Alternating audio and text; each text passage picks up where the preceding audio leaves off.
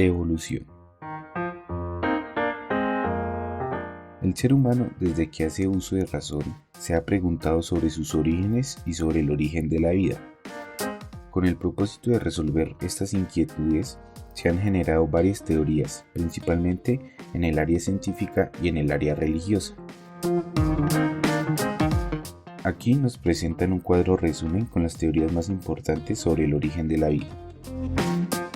El creacionismo sostiene que la vida apareció por voluntad de Dios y tiene como libro base la Biblia.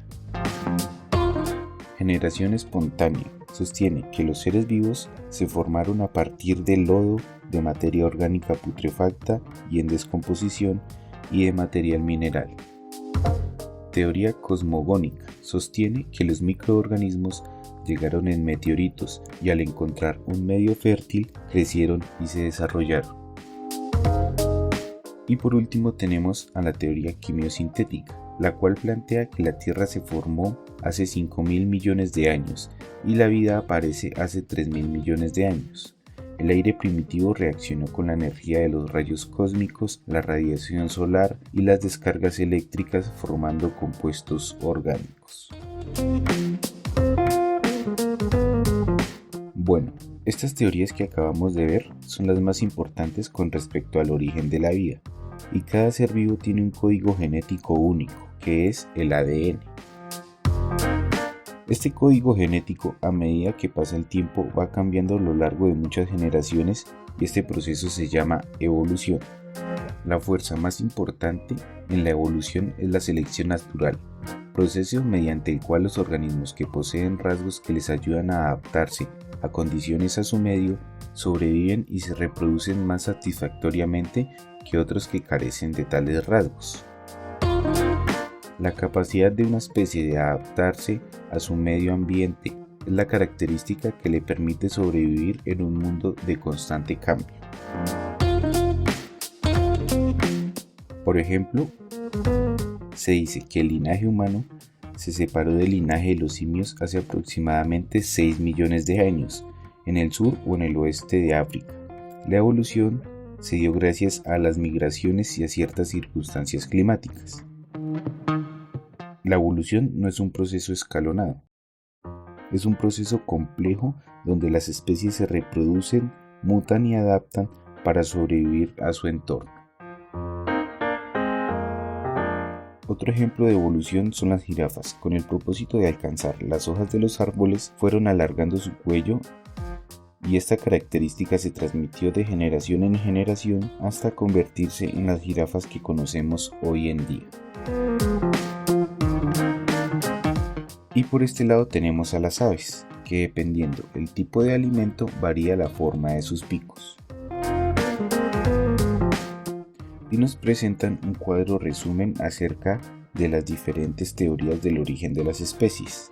Principalmente el origen de las especies se presenta en dos grandes corrientes, que son el fijismo y el evolucionismo. El fijismo nos dice que las especies fueron creadas por Dios en los 7 días de la creación y tiene como libro base la Biblia. Y en el evolucionismo encontramos la teoría del transformismo, selección natural, teoría sintética y la teoría de mutación. En la teoría del transformismo sostiene que las especies actuales y las especies desaparecidas se formaron a partir de especies primitivas.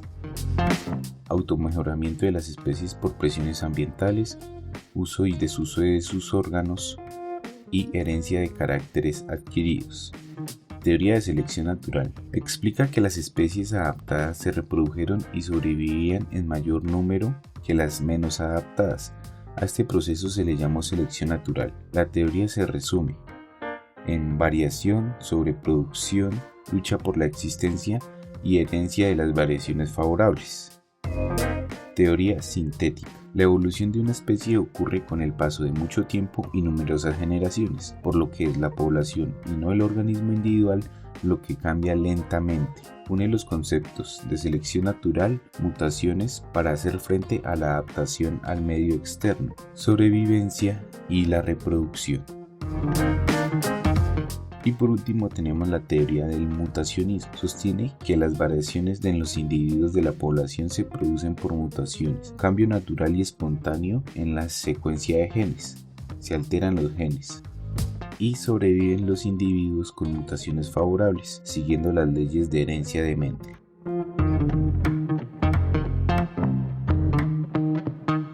Por último, nos presentan un ejercicio que dice: una especie de mono presentaba alta tasa de depredación debido a su poca agilidad para escapar de sus depredadores. En un momento de su historia evolutiva surgieron individuos con brazos más largos que lograron huir con más facilidad. En la actualidad, la mayoría de los monos de dicha especie presentan brazos largos. Según los principios de Darwin y analizando la evolución de dicha especie de monos, se podría plantear con mayor probabilidad.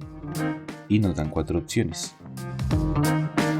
La opción A dice: en una época determinada, la característica de los brazos largos apareció simultáneamente en la mayoría de los individuos, los cuales al reproducirse heredaron esta característica a sus hijos. B.